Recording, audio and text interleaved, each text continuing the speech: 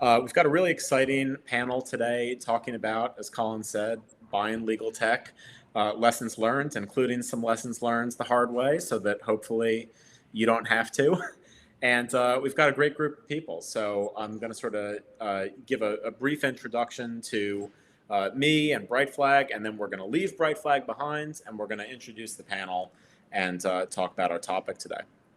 So my name's Kevin Cohn, as Colin said. I'm Brightflag's Chief Customer Officer. Brightflag is a legal operations platform that provides matter management, spend management, vendor management, document management capabilities, and it's used by legal operations professionals to get visibility into operations, to be more productive, and ultimately to engage outside counsel more strategically. And Colin mentions we're a sort of premium sponsor of legal operators, and I love doing these events because it gives me an opportunity, forces me out of the Brightflag box and firmly into the world of legal operations. What's impacting legal operations professionals? What are the best practices for legal operations and for legal tech? And so I'm really looking forward to this conversation today. So I'm going to start off by introducing the panel, and we'll start with Ashley Adams. And Ashley, if you could introduce yourself. Sure. Thanks, Kevin. I'm Ashley Adams. Nice to not see everybody or see everybody. Thanks for joining us today. I'm the Director of Legal Operations at Contentful. And Stephanie, you are up next on my screen. Great. Well, I am Stephanie Lamaro. I head the legal operations function for Block Inc., which we just changed our name from Square Inc. to Block Inc. They are the same. Thanks for having me. I'm really looking forward to the conversation. All right, so I guess I'm up. My name's Matthew Hartman. I am legal operations at Horizon Therapeutics. And so I'm just started running legal ops at Horizon back in, I guess, March of last year. So I'm coming up on 1 year. And thank you very much for having me.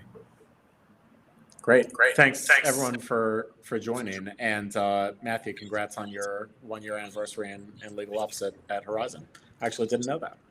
So, in preparing for this session, we wanted to make sure that we were placing buying legal technology and having that entire conversation about legal technology in the right context. So before we dive into talking about legal tech, we wanted to start off by talking about when is the right time to bring in legal tech, and is that sort of a logical starting point? And a few weeks ago, I made a post on LinkedIn, which ended up getting a lot of traction, and a sort of strange post for a legal tech vendor to be making. I said, legal tech is not the solution to every problem. And I had this opinion that ultimately legal tech is an accelerant for good people and good processes, but done wrong, it's an accelerant, in the wrong direction. So I want to start off there and share some experiences around how to sequence legal technology in the context of people and process. And Steph, I might go to you first to kick us off on this topic. Sure. Yes, I wholeheartedly agree. The path to get a solution is definitely heavily driven by having a good process, having the people to maintain that process, and people that are willing to actually evolve their processes to make sure they make sense for the long term. I believe generally most of us agree that tech isn't going to solve our problems if we don't have a great process, but the challenge really ends up stemming from getting the teams to slow down and actually define what their processes are and determine, whether or not a tool is even going to optimize that process, or maybe they need just something basic that they don't need a tool at all. But I think the primary cause of why I see tools being bought or purchased and not being successful is really because they haven't defined those processes in advance.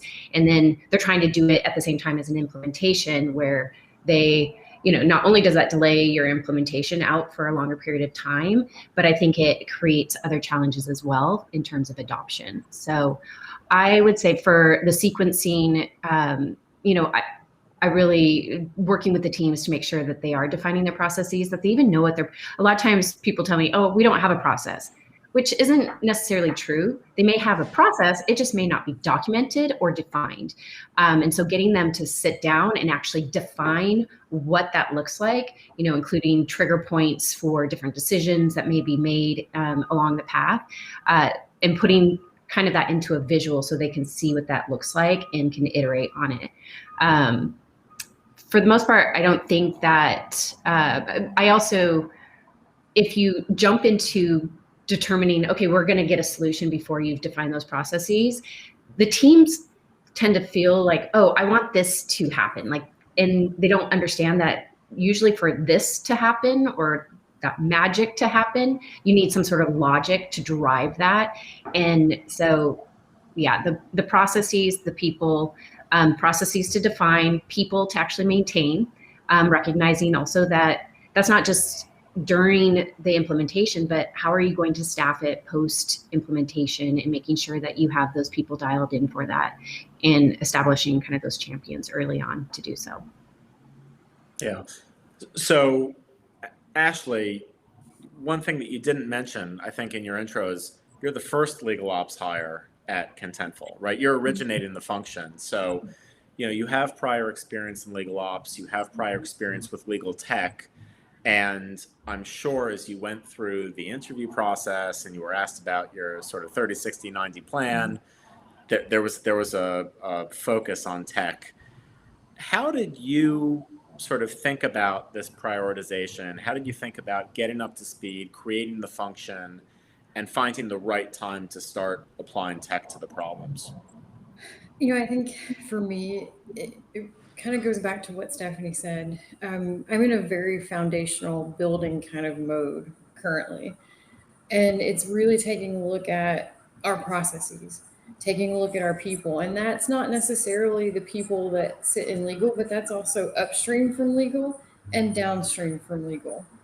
And who are our touch points and who are our key stakeholders in this? So if I had come in day one and said, oh, well, we need 15 different pieces of technology, that would have been the absolute wrong thing to do. And so I really spent time with my CLO talking through with her, okay, what are our priorities? Where is this green field of opportunity, and where should we focus? And then honing in with the team on what those processes are upstream and downstream. So making those connection points, and really getting the team to think about, okay, we're doing it this way today.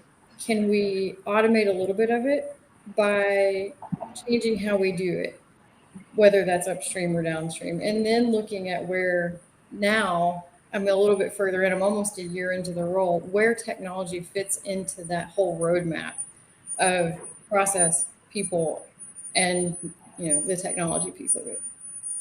Yeah. And we're going to get into that question of roadmap and sort of what is the time horizon that makes sense for thinking about legal tech investments and evolutions.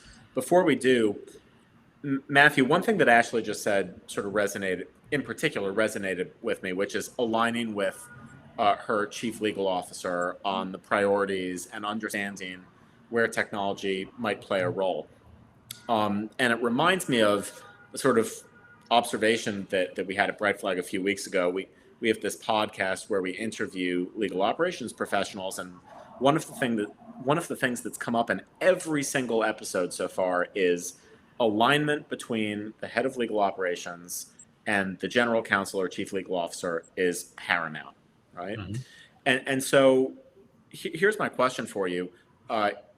In-house attorneys, I think, sometimes get a bad rap for being resistant to change, anti-technology, and legal operations, I think, is often not pigeonholed, but maybe reduced down in a way to, oh, well, they're the tech people, right? They come in, they bring the tech, and they help all of the attorneys to use it, or at least sort of tolerate it. So having recently gone through a legal tech project yourself, how did you work with your head of legal to map out what that was going to look like in the context of the people that were already there, the processes that were already there? Oh, that's a great question. So before I had a conversation in earnest to kind of pitch a project, so to speak, specifically with my general counsel. I had already begun building relationships with both finance, HR, understanding how we connected to the other systems and business units within the company. And also, like both Steph and Ashley mentioned, starting to understand and kind of survey the existing processes, getting like the lay of the landscape. And of course, coming into I'm very much in a foundational role similar to like Ashley. And I'm sure we both, one of the first things on our list was we talk to everybody. We want to learn, what's your job? What are you doing? And we're trying to understand and kind of suss out their processes through those conversations. Because as Steph mentioned in the beginning, a lot of times lawyers will say, it's not really a process, it's just my job and what I do, right? But if you listen, you'll pick up steps in like a process that you can kind of nail down. So you do your homework first, you build the relationships with other units, and pay attention when you're speaking and getting to know your general counsel or chief legal officer. Learn what they care about, learn what their kind of language is, and speak their language. And so when I wanted to align on a particular project I felt was good for a Horizon, I spoke my GC's language and I hit on his pain points directly, and I got a very quick kind of thumbs up. But I was very fortunate that I had a very supportive GC, still do.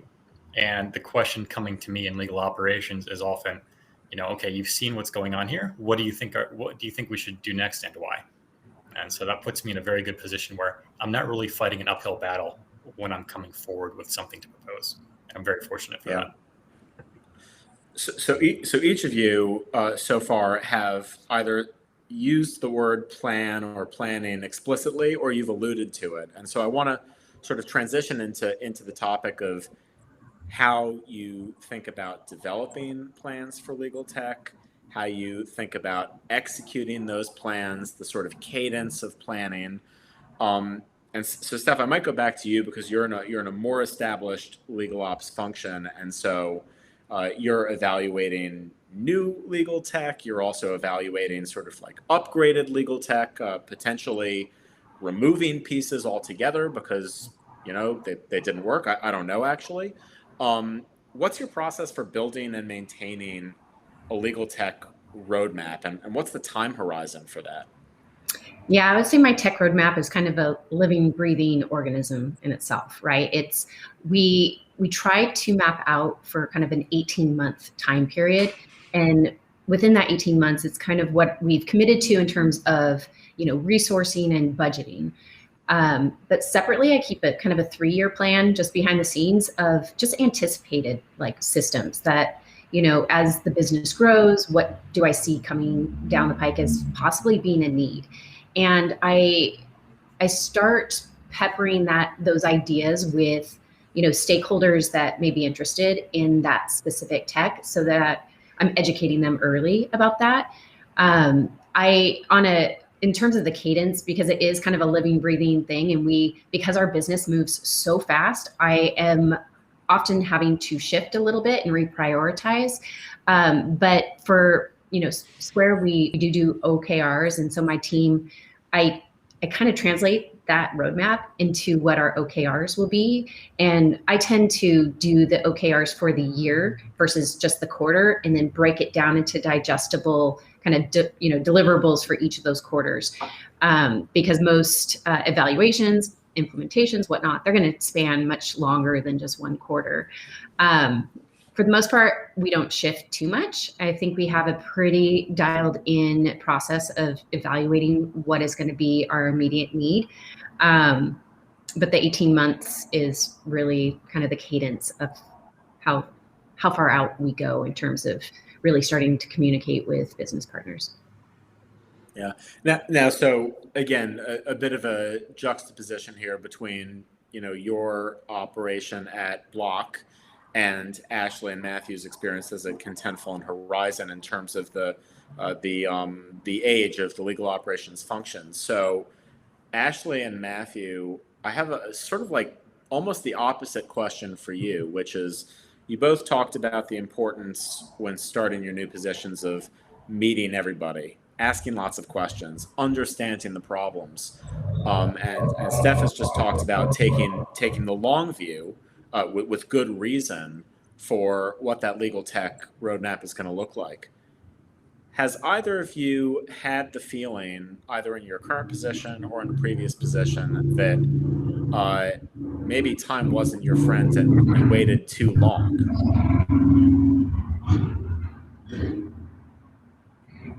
So I think that's a great question on time not necessarily being your friend. I was in a situation with one project where, I was still, when I was at Horizon and still very new, I was asking a lot of questions and I was trying to go down all of the different steps and talk to all the stakeholders in a very thorough manner. And, but I was still learning the culture of the company kind of simultaneously here. And I realized at one point that there were a lot of steps that I was taking, which I probably could have skipped. I could have been a little bit more time. I could have pushed things probably a little bit faster and, kept things more in cadence with,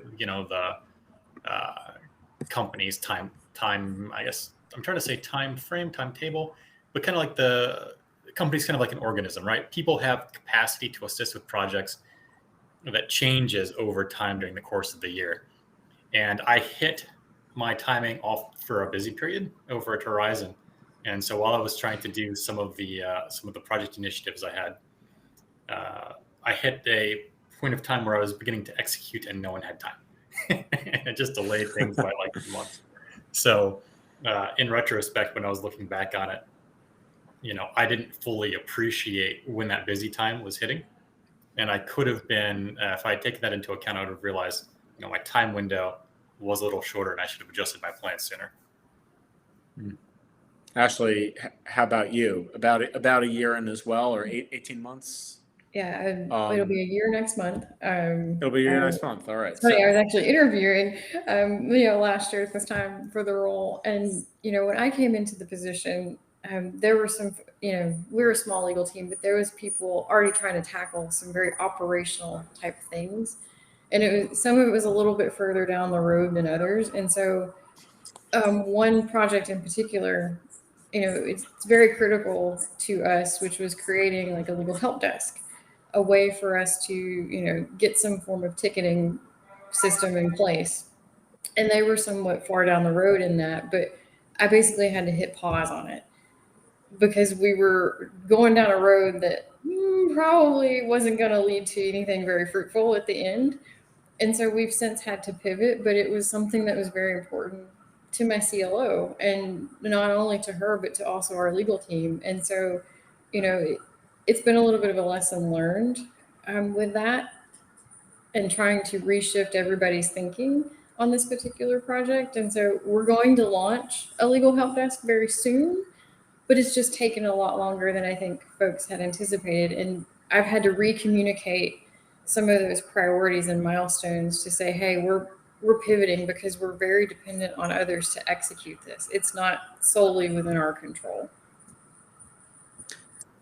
And that makes sense. And Steph, sort of going back to you briefly, again, makes sense. It's a larger organization now with a more robust legal operations team and an established, legal technology landscape.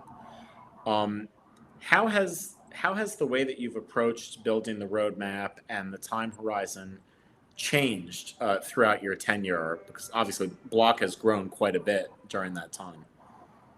Yeah, I would say it's changed quite a bit because we've nearly doubled, if not closer to tripled in the last 4.5 years I've been here.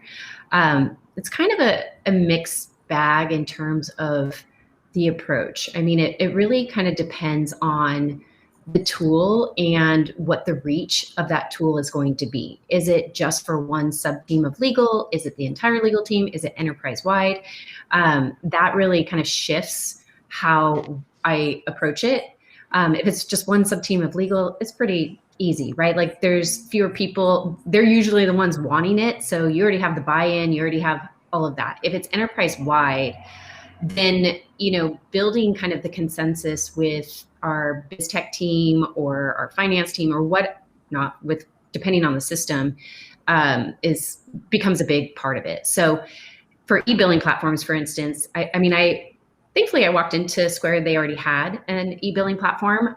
So it was more of just kind of the cleanup and whatnot, but in terms of systems, buy-in is easier to get for certain systems, right? Finance teams are usually, they want to have more financial data and have financial controls and whatnot. So making the case for like an e-billing system is much easier than other tools that we may have. The biggest challenge really hasn't been making the case for like the tool or having that in my roadmap. It's more about how it's going to be staffed. What are the resourcing needs behind it? Because I think that's an overlooked area. You know, people want a piece of tech to help them with their process or their workload, but they haven't thought through how it's going to be resourced.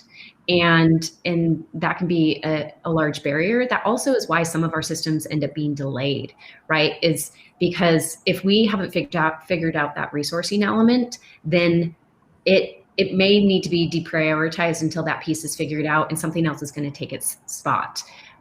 We are always kind of working on something in that space.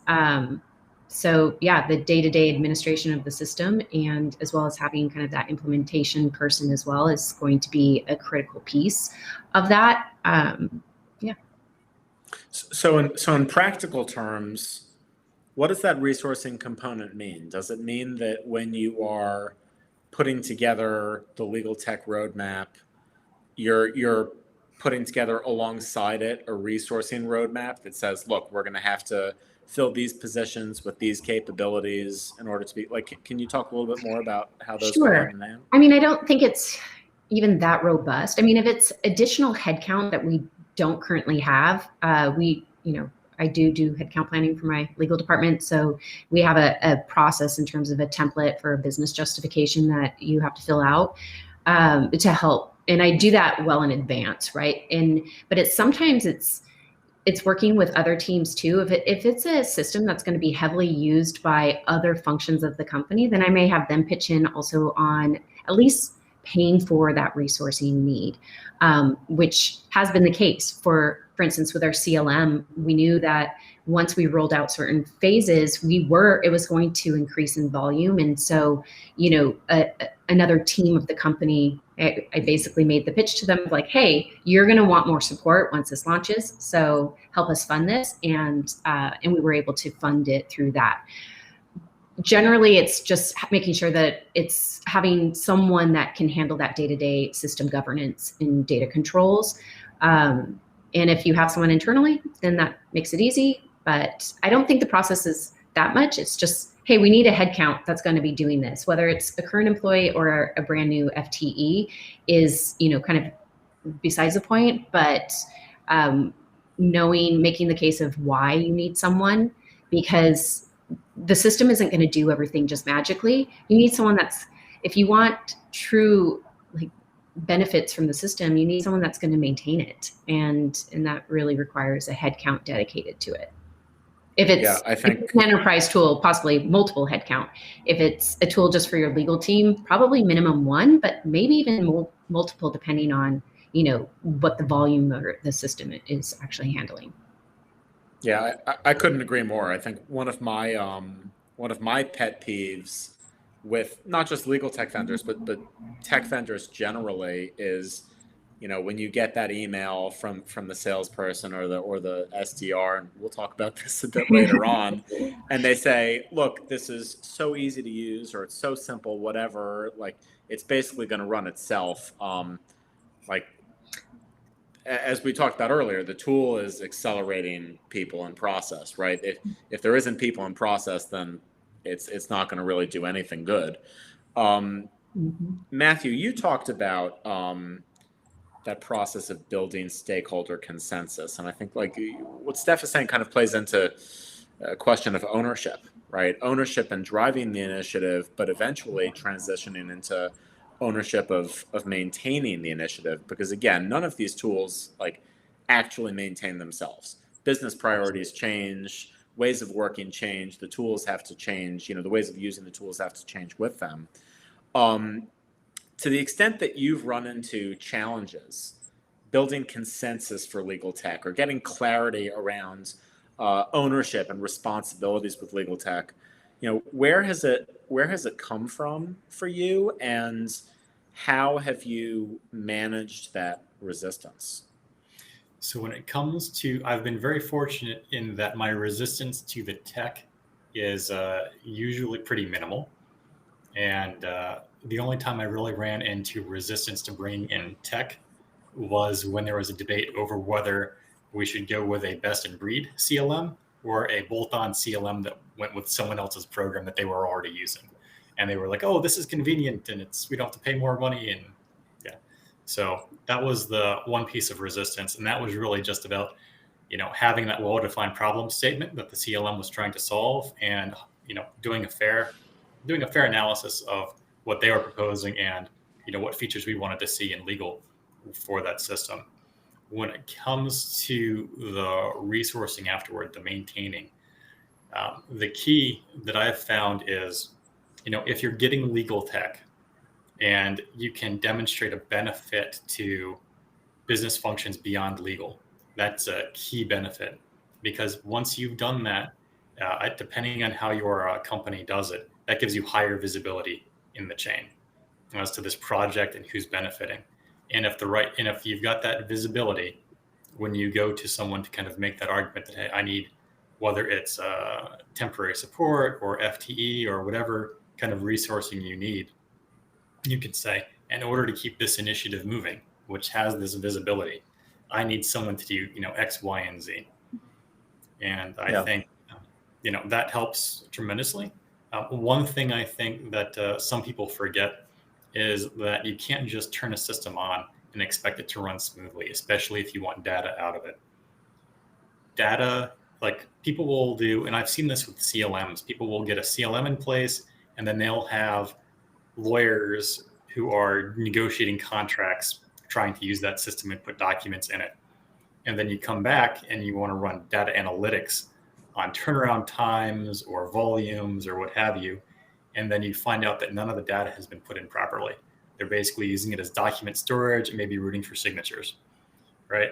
And so what I've done in the past is to kind of head those problems off is I made sure up front, kind of like as Steph was saying, I knew that data integrity was important for these systems, and I made sure I had resourcing in place in advance to cover that data integrity. To make the argument for that data integrity piece, which I valued a lot, I also made sure that those individuals were cross-trained to pick up other activities to kind of help accelerate the other people in that process.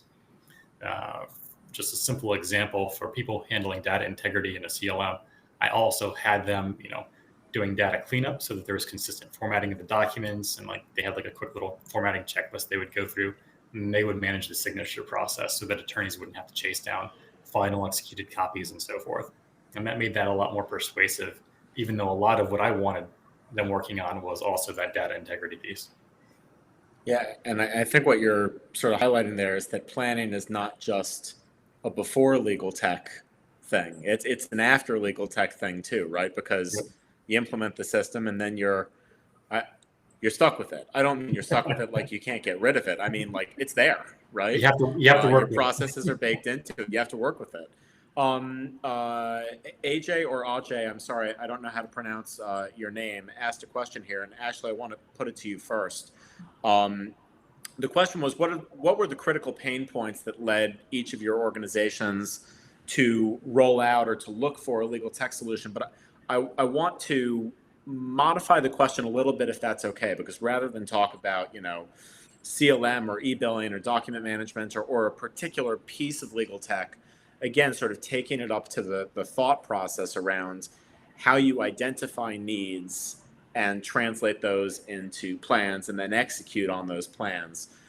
So Ashley, can you talk to us about that sort of end-to-end process? How did you identify that initial need that you had for your first legal tech solution at Contentful or at Assurion, and then carry that through the process? How did you get that going?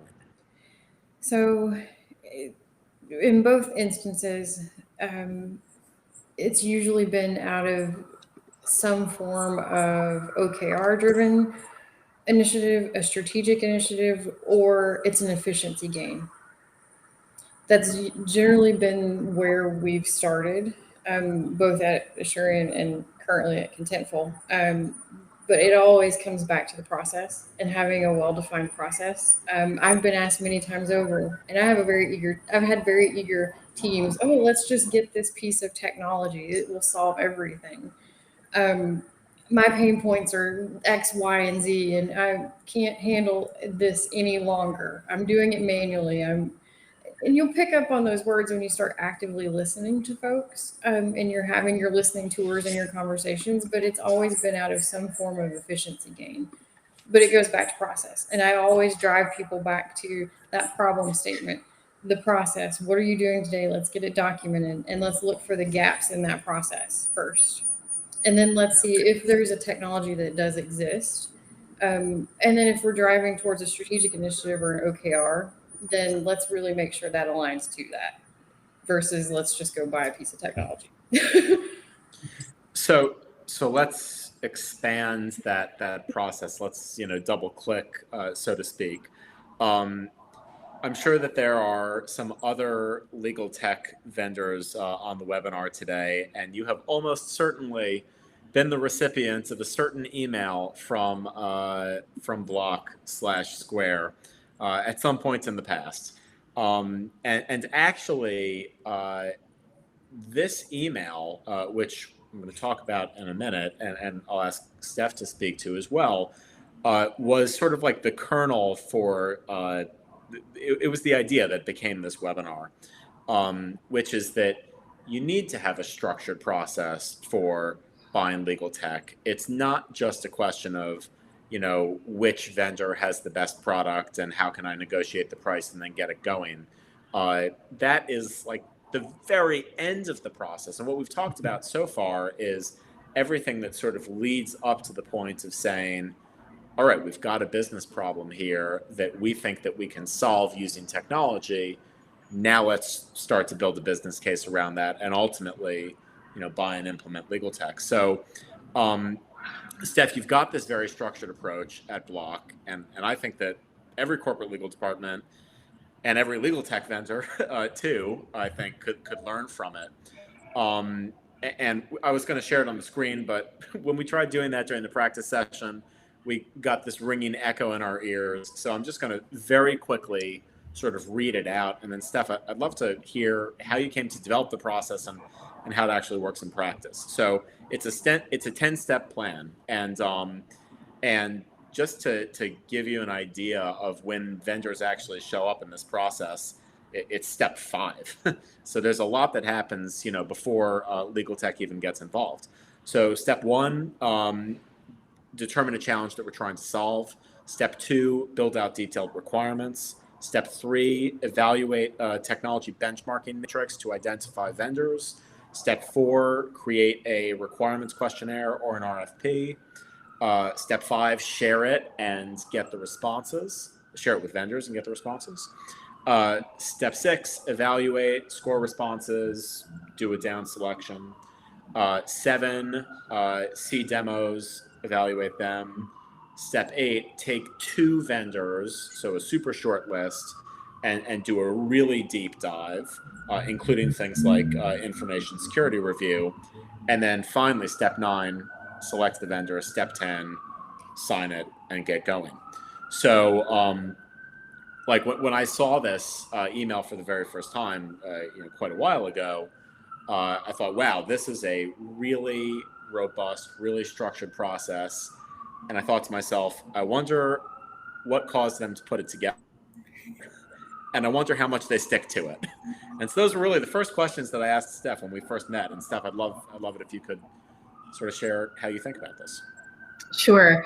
There's a few drivers where I put that template email together, and really I think it was to solve a different challenge. And that challenge was, how do we best approach the many vendors that reach out to my team on a daily basis, wanting to learn about kind of what our focuses are on and like what we're doing, what our challenges are. From a professional standpoint, you don't want to just ignore those emails, right? But you also have to balance the volume that we get of those. And sometimes they're blanketed across the department. And so there could be, like, there's been days where I've gotten the exact same email forwarded to me from like 7, 8 people within my department, meaning that salesperson found on LinkedIn, here's people, and they just like kind of blanketed it. And so, it was to kind of set an expectation with those vendors of like that we have a process, and I'd rather just put you on my technology / service provider matrix, which is a pretty extensive matrix of different vendors and various spokes of kind of legal tech, and it helps set that expectation with them, but it also gives us some breathing room to figure out what challenges do we have and kind of get our ducks in a row before we start that process with a vendor. Because the worst is if whether it's our team or someone else that ends up responding to that email within our legal department, I don't want siloed conversations from those in my legal department with the legal tech vendor, because what that's going to translate to is not going to be very fruitful, because maybe it's not in my planned technology roadmap. We haven't figured out resourcing. We probably haven't budgeted for it. There's none of those elements that are captured. And so the vendor is going to get frustrated because they're going to put all this effort into a demo or some sort of meeting with our legal team, and then it's just going to die on the vine. So it was in part to set expectations, right, with our vendors. It also helps when we do engage them, once we do get to that kind of stage 5 of ready to actually start engaging those vendors, those conversations are much more focused. We already know what our challenge is. We already know some of the requirements, both business and technical, that we have. So those can be part of that initial conversation that we may have with them. It also just, if I would prefer to put all of our requirements kind of out there for the vendor, because they can assess. I've done these questionnaires in the past where I've had vendors actually read through the requirements and they've bowed out because they recognize right from the get-go that they're not going to meet our minimum expectations. And that just saved us a bunch of time of having several different meetings and getting possibly weeks or months into a process just to learn that it's not going to work, and it was just wasted time. So I would say for the most part, we do stick fairly closely to that process. And, while there's those 10 steps, there's some mini sub-steps within that as well. But that's more for, we do that kind of big, robust process for those enterprise-wide tools, or the tools that are really significant. If it's really kind of a smaller scale, maybe it's only supporting one team of legal, then, we may kind of jump to some of those steps a little bit earlier, or we may jump and fast track if it's maybe we did an extensive evaluation a few years back. And so we already kind of have our ducks in a row, and it's more just refreshing with those vendors of, where their platforms sit today. Hopefully they've improved them in the years spanning. But for the most part, we do actually we stick pretty closely to it.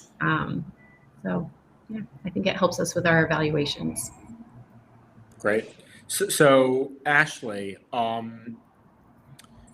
we've talked throughout this conversation about, and Steph just repeated again, this difference between, legal tech that might impact one portion of the legal team versus all of the legal team versus go beyond the legal team. So CLM is a classic example of going beyond the legal team because everybody is involved in contracts. But e-billing is another example because finance has to get involved. And you can think of many, categories of legal tech that go beyond the legal team.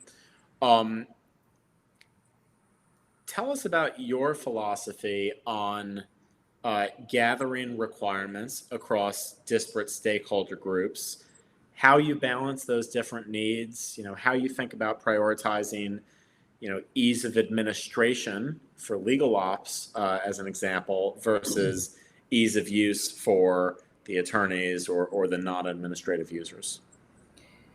So I like to bring in folks early and often, and that's all stakeholders. And I will generally do a full-on stakeholder session with upstream and downstream stakeholders to any piece of technology, especially ones that touch multiple functions outside of legal. And we will do a full-on requirements gathering together So I will lead a session where we do it together. So you can get requirements from IT, you can get requirements from legal, and we all have the opportunity to discuss. And I think what I've learned in that is that sometimes you'll find that my requirement is the same as your requirement, or maybe that's not really a requirement at all. And so by doing it as a group and collaborating with one another, we've been able to weed out things that we don't really need, which also in turn downstream will weed out potential vendors that may come up in the process. Oh, well, we worked with so-and-so. Can we add them to the panel? Well, do they fit X, Y, and Z in our requirements list? No, they don't meet, 50% of what we're looking for. We can put them. Yeah. Steph, you made a great point, a technology matrix. I keep one kind of running for myself of vendors. And so I'm like, well, let's put them over here. Maybe we'll come back to them later. And I think by doing it as a collaborative session, it's been pretty fruitful, at least for me in my own experience. Yeah, hearing a lot of similarities in how the two of you were thinking about it. And Matthew, how about you on the point of, because you're a legal ops team of one, ease of administration, right? versus ease of use. Again, a lot of legal tech vendors, I would even say most vendors say it's easy to administer and it's easy to use. But I think if a vendor was being intellectually honest, they would say, well, our product skews in one of those two directions. So how do you think about that balancing act? And as a legal team of one, what are you personally prioritizing right now and why? So when it comes to this balance of ease of use for the other users, be that other business units or the legal team, and ease of use for legal ops on the admin side, I would say I prioritize the user experience of the other business units outside of legal, and I also prioritize the ease of use for the legal team that's going to be using it ahead of the administrative burden of legal ops. And I say that in part because I'm not going to say I'm lazy, I'm efficient.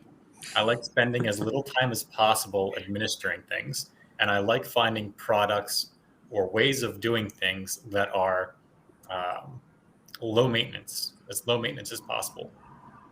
I want to come in, if I have to touch something more than once a week, I'm thinking I probably need someone else to help me with that, because I don't necessarily want to be in a system every day doing maintenance work to keep things clean and keep things running, right? And and I look for what steps I can take to ease my administrative burden. This, of course, being said that external business units, it needs to be easy for them to use. It shouldn't be chewing up a lot of their time. Other legal users, like the lawyers within the legal department, needs to be easy for them to use, because I don't want to be chewing up the other business units' time with respect to a piece of technology which is supposed to be accelerating our ability to do good work, right? So when it comes to evaluating it, I think to myself, what steps can I take to minimize the amount of effort it's going to take to administer the system? Is it as simple as just making sure there's a process? Is it communication? Do you just tell everybody, there are these certain admin steps within the system. Those steps are done once a week. So if you get your things in on Monday, it's done. It goes to the next step on Friday. If you get it done on Thursday, it gets done on Friday. If you do it Friday afternoon at 4:00, it doesn't get done until next Friday, right? It's about having that is clear communication going to solve that step, and sometimes it does. And sometimes if you've got a number of other users, just set clear expectations for how they're going to use the system. Build that social contract with the other users, and that social contract can save you a lot of headaches and time. Yeah. Just weigh in on this one too, actually, because it's an interesting question, because I think I've evolved over time in my thinking. I used to, the user interface for users was paramount, and it was kind of the primary driver. And to Matthew's point, in like the back end administration is that has become actually a little bit more of a priority for me than it used to be, right? It was used to be singly focused on just the user interface, but I strongly believe that there is a direct correlation between the administration of the system and the ease of that administration and how the system operates for your end users. If your team is constantly, your administrators are just overburdened with making sure that the system is running to, the desired intent of that system, then it actually translates into, you probably having to figure out workarounds for, different, things to happen in the system because the business needs it to happen, right? And the more workarounds you have, the less that system is going to be beneficial and useful for the end user. And so it's tough because you're right. There's usually one, a vendor is going to be stronger maybe on administration than user interface or vice versa. But there really needs to be a pretty strict balance between those two things, because I think I've learned my lesson too many times on putting too much focus on the user interface and not enough on what that administration is going to look like, and having that kind of backfire on us. Yeah. Steph, I'll add to that. One of the things that Matthew kind of touched on is that disrupting of day to day. One of the things that I really learned with implementing any technology as part of this is how disruptive am I going to be to my business users, especially if it's cross-functional. Is it easy for them, or are they having the administrative burden? Or is it just natural? It's just a part of their everyday flow, and they never really know that system is there. So,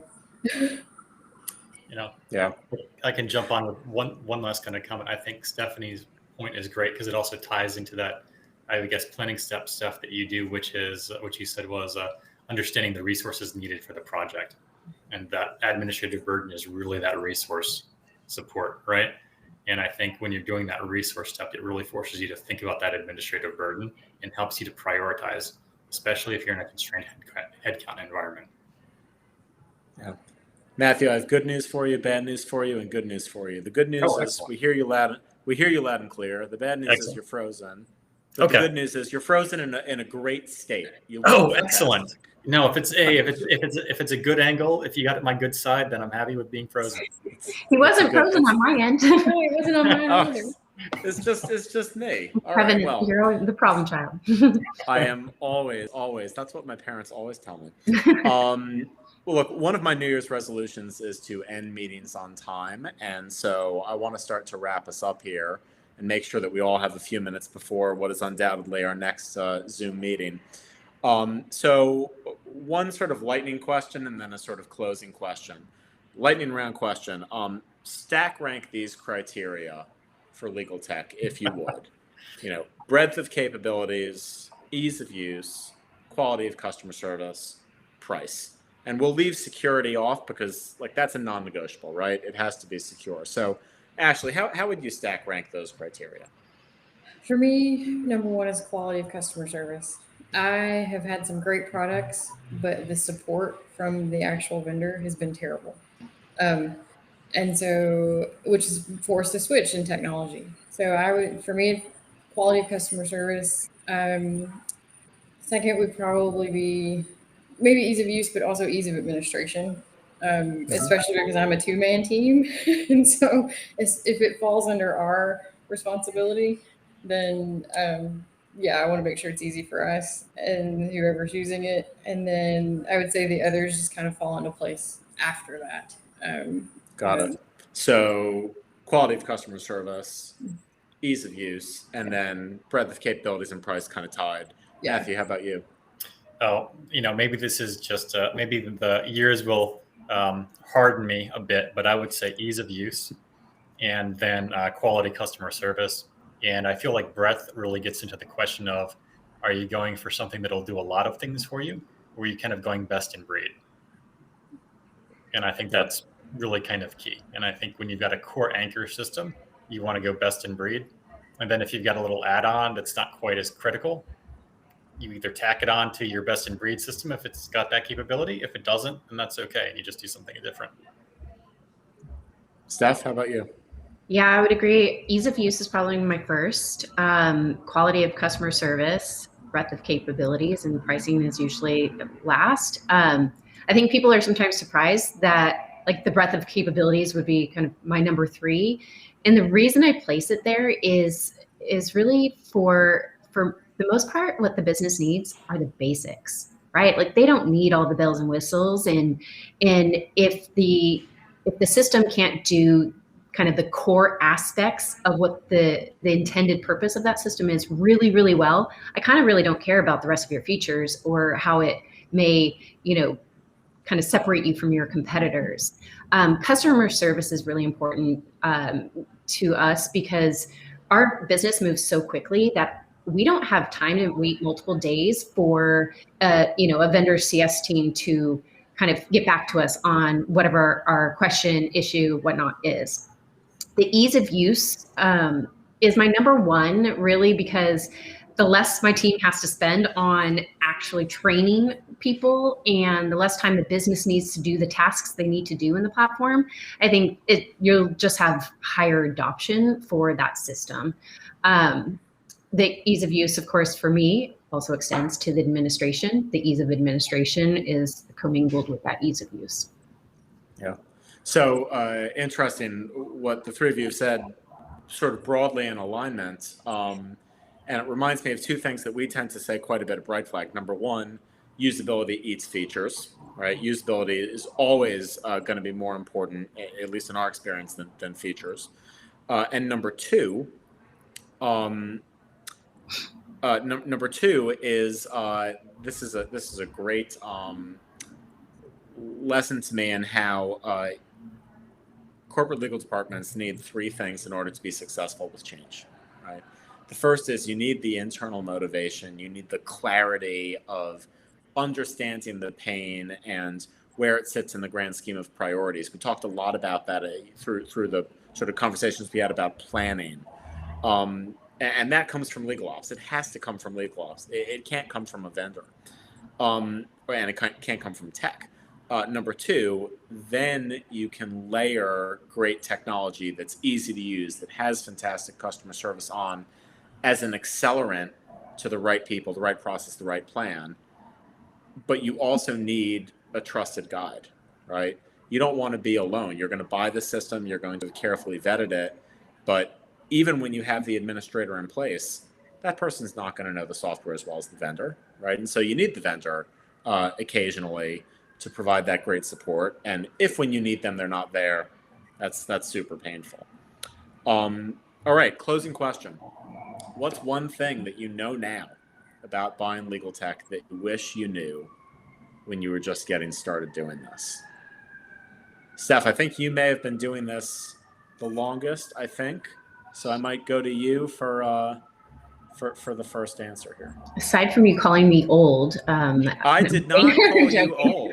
I don't know if I can stick to just one. But I do think my number one is get Sandbox Access and play with the system, because sales teams sometimes promise features of the tool or different things that are not actually even in their production. Maybe it's on their roadmap, and that may or may not ever come to fruition. And a sandbox really, even though you don't have integrations with the sandbox and all of that, it does give you more insight into how that system is going to operate. And how many clicks does it get to the next page? Do you have to click 3 times unnecessarily to get to where you need to?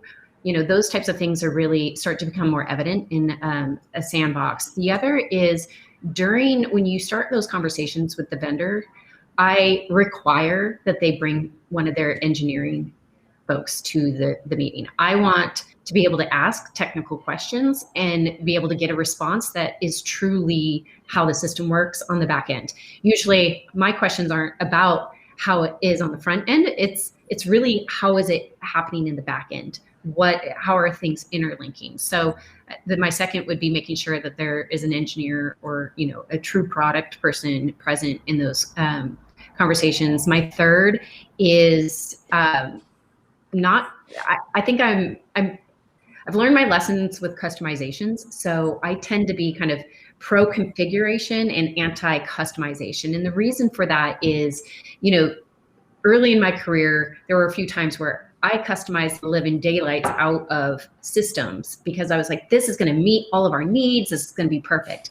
If you work for companies that are growing exponentially or companies that are going through hardship and therefore may do reorgs and restructures, your customizations could quickly become obsolete.